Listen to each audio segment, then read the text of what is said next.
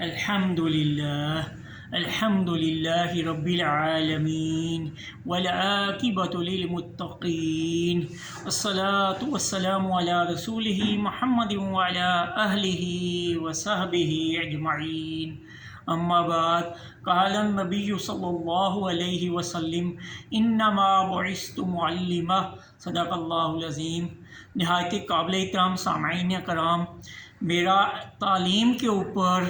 جو سلسلہ وار دروس کا سلسلہ چل رہا ہے اس کا آج آخری دن ہے، اور آج کے میرے درس کے جو پوائنٹ ہیں وہ نمبر 1 تو یہ ہے کہ تجربہ گاہیں ہم کس انداز سے منعقد کریں، کس انداز سے ہم اداروں کے اندر منعقد کریں۔ اس کے ساتھ ساتھ پھر دوسرا پوائنٹ میرا یہ ہے کہ ہم طلباء کے اندر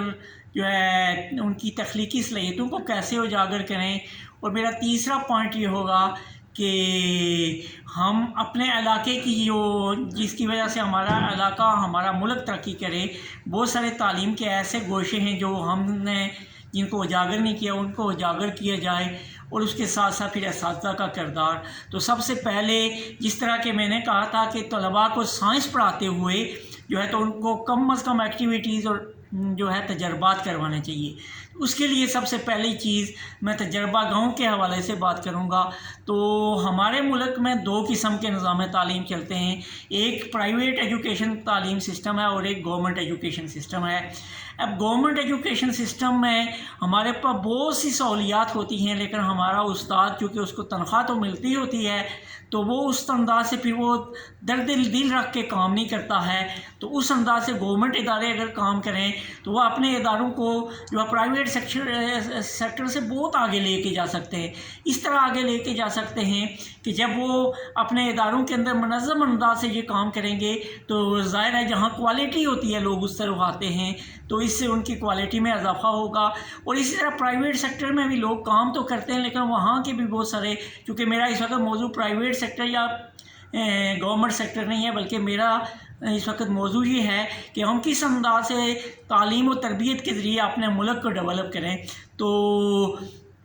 اس کے لیے تجربہ گاہ جو لیبارٹریز ہیں اس کے اندر یہ ہونا چاہیے کہ ہمارا جو ایک استاد ہے اس کو پرائمری کی سطح سے سائنسز کے اندر پوری ایک لسٹ بنائے کہ میں یہ جو چیپٹر پڑھا رہا ہوں اس کتاب کے اندر سے کیا کیا مجھے ابھی ایڈ چاہیے، کیا کیا مجھے ٹولز، کیا مجھے ایکوپمنٹس چاہیے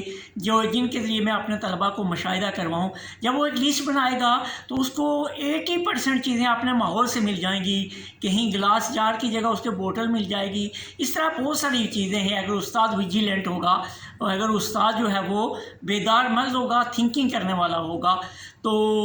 اس کے ساتھ ساتھ پھر ہمارے ملک کے اندر جو سب سے زیادہ بجٹ دیا جاتا ہے وہ ایجوکیشن اینڈ ہیلتھ میں ہوتا ہے۔ تو ہمارے جو تعلیم کے ذمہ داران ہیں تو ان کو بھی چاہیے کہ اس کے اندر بھی ایک مختص بجٹ رکھ کے تو اداروں کے اندر پرائمری کی سطح کی علیحدہ سے لیبارٹری ہو اور مڈل کی سطح کی علیحدہ سے ہو۔ ہائی اسکولوں میں تو چونکہ ان کو آگے پریکٹیکل کرنے ہوتے ہیں تو انہوں نے رکھی ہوتی ہیں، لیکن اس میں اساتذہ بھی وہ 70-80% چیزیں اپنے گرد و نواح کے ماحول سے جو ہے وہ کلیکٹ کر سکتے ہیں، اور باقی جو رہے اس کا ایک لسٹ بنا کے وہ اپنے اگر ادارے کے منتظم کو دے تو وہ وہاں سے پھر گورنمنٹ کے ذریعے سے یہ بھی کر سکتا ہے۔ تو پرائمری اور مڈل کے لیے اگر ایک ہی کمرہ ہو تو گورنمنٹ سیکٹر میں زلزلہ کے بعد پورے پاکستان میں بہت اچھی بلڈنگز بنی ہیں، تو اس میں وہ جو ہے بہترین لیبارٹری بنا لے۔ اور اگر ہر ایک ادارے میں نہیں دے سکتے ہیں تو 3-4 ادارے جو گاؤں کی یا شہر کی سطح پہ قریب 3 ہیں ان میں ایک کلسٹر ہیڈ رکھ رہے جس کے اندر ایک بڑی لیبارٹری گورنمنٹ کی سطح پہ ہو جس میں بچوں کو تجربات کروائے جائیں، اور دوسرے ادارے کے ٹیچر بھی اپنے ٹائم ٹیبل کے مطابق کسی ایک دن اس ادارے کا وزٹ بھی کر لیں گے اور وہاں سے وہ بچوں کو وہاں تجربات کروا سکتے ہیں۔ اس سے بچوں کے اندر تخلیقی صلاحیتیں اجاگر ہوں گی۔ اس کے ساتھ ساتھ پریکٹیکل میں یہ ہے کہ جو ٹیچر سائنسز پڑھا رہے ہوتے ہیں ان کو 15 دن کے بعد ایک دن طلباء کو ساتھ لے کے کسی ایک ایریے کا زمین کے ایک ٹکڑے کا ان کو وزٹ کرنا ہے، اور اور اس پورے ایریے کو وہ اس کو لائن لگا لے کہ اس ایریے میں ہم نے وزٹ کرنا ہے. ہر ایک طلبہ کو جو ہے ہر ایک طالب علم کو اس کا ایریا دے دے کہ اس ایریے کو آپ نے مشاہدہ کرنا ہے، یہاں سے آپ نے کیا کیا چیزیں لی. اب وہاں سے دیکھیں گے کہ طلبہ کا جو ہے رجحان بایو کی طرف ہے، باٹنی کی طرف ہے، فزکس کی طرف ہے، کیمسٹری کی طرف ہے، میتھمیٹکس کی طرف ہے. اور وہاں سے وہ ریسرچ بھی کریں گے کہ ایک طالب علم دیکھے گا کہ میں نے ایک چونٹی دیکھی تو اس نے زمین کو کی مٹی کو اوپر اٹھا کے اوپر لا کے ایک ٹھیکرا بنایا ہوا تھا، ایک ٹیلا بنایا ہوا تھا. اس سے یہ لگتا ہے کہ یہ نیچے سے زمین کو اوپر لا کے یہ حشرات زمین کے لیے فائدہ مند ہیں. اسی طرح وہ دیکھیں کہ کسی کو ایک کیڑا ملا کہ جو فصلوں کو تباہ کرتا ہے، وہاں بہت ساری ایسی چیزیں. پھر کسی نے پتا دیکھا وہ جو ہے پیلا کیوں ہوا ہے. اس طرح جو ہے کسی نے ایک پتھر دیکھا، اس پتھر کے اندر کیا چیز ہے. اس طرح کر کے ان کے اپنے اپنے شعبے، ہر ایک کا جو رجحان ہوگا اس میں اس کو پتہ چلتا جائے گا. تو یہ دو چیزیں تھیں کہ ہم تجربہ گاہ کے اندر اور طلباء کو کس طرح سے پریکٹیکلی انوالو کریں. اس کے ساتھ ساتھ تیسرا میرا پوائنٹ تھا کہ ہمارے اداروں کے اندر سوشل اسٹڈی پڑھائی جاتی ہے جیوگرافیہ کی جگہ، لیکن اس میں بھی جیوگرافیہ کی باتیں بھی ہوتی ہیں. تو اس کے اندر ہی یہ کیا جائے کہ طلباء کو مختلف کسی علاقے کا وزٹ کروایا جائے، یا اس کو کہا جائے اپنے شہر کا، اپنے گاؤں کا ایک نقشہ بنائیں. اس نقشے میں وہ واضح کرے اسکول کا یہ اسپیسیمن ہوگا، اور اسی طرح ندی نالوں کا یہ ہوگا، پانی کا یہ ہوگا، سڑکوں کا یہ ہوگا. وہ ساری چیزیں اس طرح کی بنا کے وہ اس میں باقاعدہ وہ ڈائریکشن بھی لگائے، مشرق، مغرب، شمال، جنوب، ایسٹ، ویسٹ، نارتھ، ساؤتھ. اور اس انداز سے جو ہے وہ پریکٹیکلی جب وہ کریں گے بہت ساری چیزیں سیکھیں گے. اور تیسرا پوائنٹ میرا جو تھا وہ یہ تھا کہ بہت سارے ایسے مضامین ہیں جو ہمارے ملک کو ترقی دے سکتے ہیں، لیکن ان کو ہم نے نہیں شروع کرایا. جس طرح کہ آپ دیکھیں کہ پاکستان ایک زرعی ملک ہے اور دنیا کا تیسرا یا چوتھا ملک ہے جو دودھ پیدا کرنے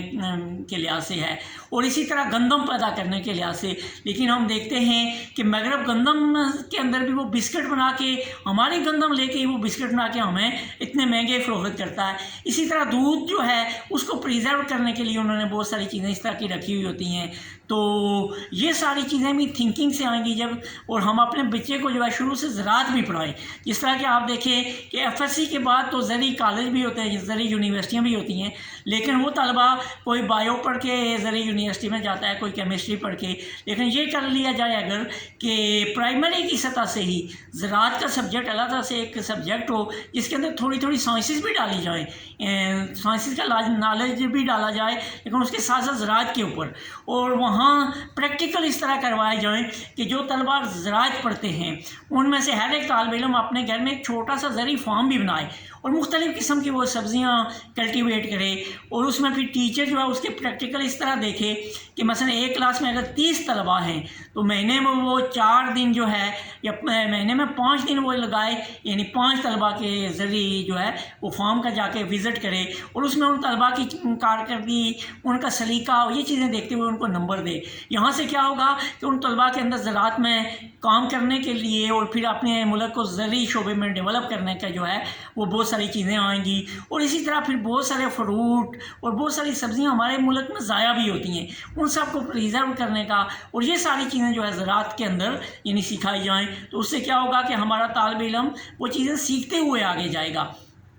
تو اس کے ساتھ ساتھ ایک چیز میں اور ڈسکس کرتا چلوں کہ ہمارے علاقے میں جو ہے یہ ہوتا ہے کہ پرائمری میں 1 ٹیچر 1 کلاس رکھی ہوتی ہے. اب اس میں یہ ہوتا ہے کہ ہو سکتا ہے کہ ایک ٹیچر جو ہے وہ علم و ادب کے سبجیکٹ میں تو بہت اچھا ہو، اردو، انگلش وغیرہ یہ چیزیں بہت اچھی پڑھا سکتا ہو، لیکن سائنسز میں وہ بالکل اس کی جو ہے کوئی اس کو عبور نہیں ہوتا ہے، تو وہاں طلباء سائنسز میں کمزور ہو جاتے ہیں. یا ہو سکتا ہے کہ ایک استاد جو ہے وہ سائنسی علوم میں بہت اچھا ہے، لیکن وہ اردو، اسلامیات اور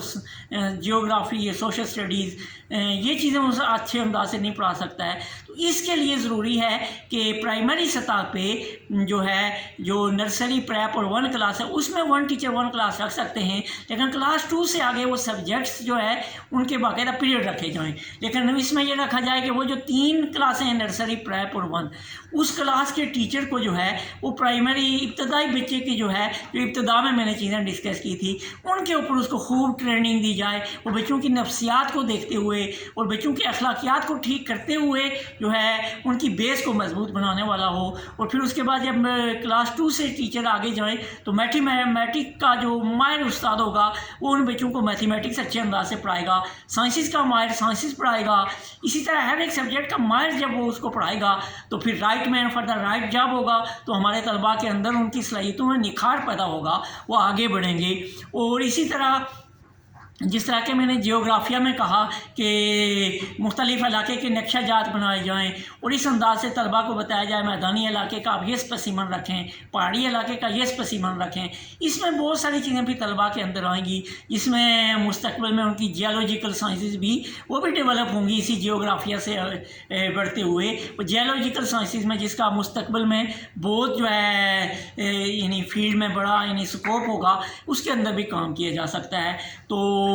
یہ تو تھی کہ ہم کس انداز سے یہ یعنی اپنے اداروں کو گائیڈ کریں۔ اب یہاں اگر پورا وقت ہو تو پھر ہم اس کے اوپر ایک ایک پوائنٹ کے اوپر ڈسکس کریں تو بہت ساری چیزیں آ سکتی ہیں، لیکن اگر ہمارے اساتذہ یہ چیز سمجھتے ہوں اور اداروں کے ذمہ دار اگر سنتے ہوں تو ان کا بہت بڑا ویژن ہوتا ہے، وہ اس ویژن کو اس نکات کو لے کے بہت کام کر سکتے ہیں۔ اور میرا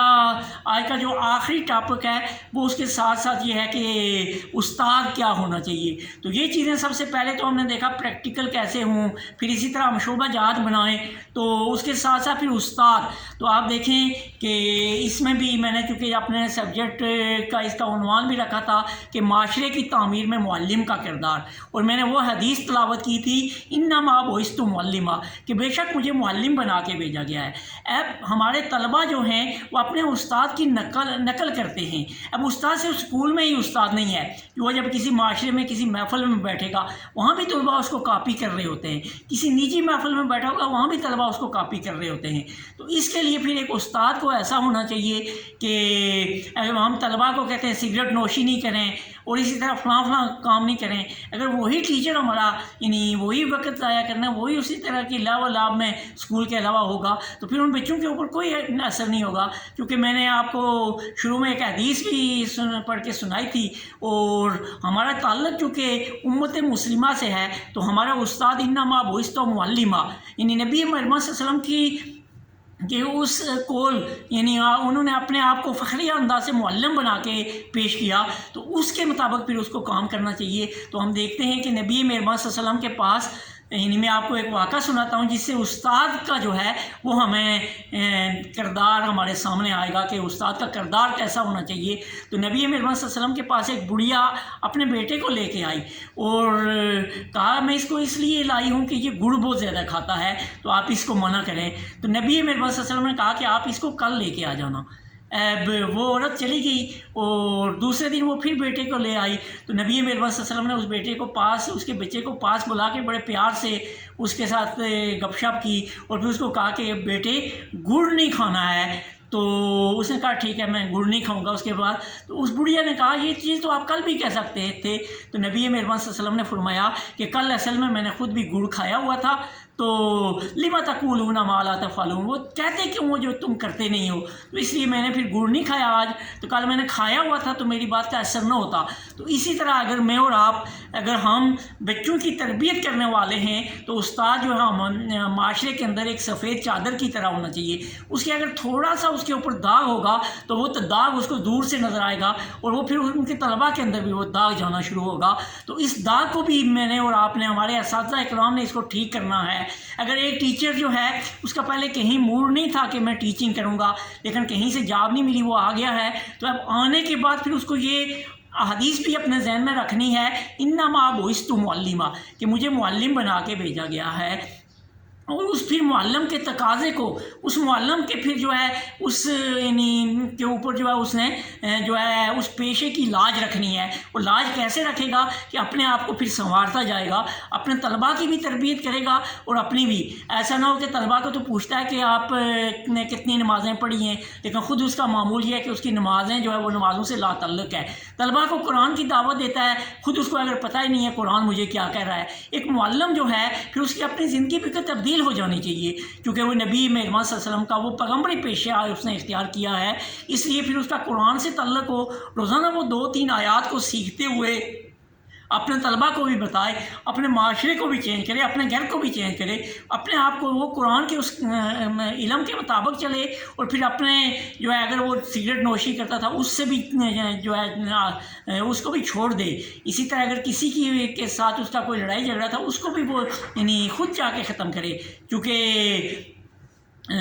جتنا اگر آدمی کسی کو معاف کر کے کسی سے صلح جوئی کرے گا اللہ اس کو بہت پسند کرتا ہے۔ تو یہ ساری چیزیں اس کو اپنے اندر ڈالتے ہوئے، اپنے کردار کو ٹھیک کرتے ہوئے جب وہ معلم آگے بڑھے گا، وہ اپنے طلباء کو تربیت دے گا، تو یقیناً پھر اس کے طلباء وہ کام کریں گے۔ ہمارا ایک طالب علم جو ہے وہ مستقبل کا بہترین سائنسدان ہوگا، وہ مستقبل کا بہترین جیولوجیکل سائنٹسٹ ہوگا، وہ مستقبل کا بہترین ایک مفکر ہوگا، بہترین معلم ہوگا، لیکن اس کے ساتھ ساتھ پکا مسلمان ہوگا، امت مسلمہ کا جو ہے ماتھے کا جومر ہوگا۔ وہ کیسے ہوگا کہ اس کی تربیت اس انداز سے ہوگی۔ تو اس وقت بھی ہماری تعلیم کا مقصد ہی یہی ہے کہ ہم اچھے انسان بنائیں۔ تو مجھے ہارون الرشید کا ایک واقعہ یاد آتا ہے کہ ہارون الرشید ایک ادارے کے دورے کے اوپر گیا، ایک سکول کے، تو وہاں اس نے بہت سارے جو ہے بچوں سے گپ شپ کی۔ ہر ایک بچے سے پوچھتا کیا بنو گے بڑے ہو کے؟ کوئی بچہ کہتا میں سائنسدان بنوں گا، کوئی بچہ کہتا میں پائلٹ بنوں گا، کوئی کچھ کہتا، کوئی کچھ کہتا۔ وہ سنتا گیا اور ایک بچے کے پاس گیا، اسے پوچھا بیٹے آپ بڑے ہو کے کیا بنیں گے؟ اس بچے نے کہا کہ میں بڑا ہو کے ایک اچھا انسان بنوں گا۔ تو ہارون رشید نے جب پھر اس کے بعد اساتذہ سے بات چیت کی، انہوں نے کہا کہ میں اس ادارے کو ختم کرنے والا تھا، لیکن ایک بچے نے آپ کا ادارہ بچا لیا ہے۔ تو اساتذہ نے پوچھا کیسے؟ اس نے کہا کہ یہاں سارے جو ہمارے ملک میں انجینئر بھی بہت ہیں، سائنٹسٹ بھی بہت ہیں، یعنی ہر ایک ہے لیکن اچھا انسان پیدا نہیں ہو رہا ہے۔ تو ایک بچے نے یہ کہا کہ میں بڑا ہو کے اچھا انسان بنوں گا، تو اس لیے میں نے اس ادارے کو چھوڑ دیا۔ تو یہی چیز اساتذہ کے لیے پیغام ہے کہ وہ اچھے انسان تیار کریں، اور اچھے انسان تیار کرنے کے لیے خود بھی پھر ان کو اچھا انسان بننا پڑے گا، یعنی معاشرے کے اندر ان کو سفید چادر بننا پڑے گا۔ اگر جتنی بھی ان کے اندر اگر کوئی خرافات تھی ان سب کو چھوڑنا پڑے گا، اور پھر اپنے آپ کو نمونہ بنتے ہوئے نمونہ پیش کرے گا، تاکہ اس کے طلباء اس کے اوپر اس کی زندگی کو دیکھ کے اپنی زندگی کو بھی سنواریں، اور پھر انما بعثت معلما، اس کا ہم عملی نمونہ بنیں، اس کی عملی تفسیر بنیں۔ اللہ رب العالمین سے دعا ہے کہ وہ ہمیں تعلیم کے میدان میں صحیح معنوں میں کام کرتے ہوئے اپنے ملک کو جو ہے وہ ترقی کی راہوں پہ گامزن کرنے کی توفیق عطا فرمائے۔ وآخر دعوانا ان الحمد للہ رب العالمین۔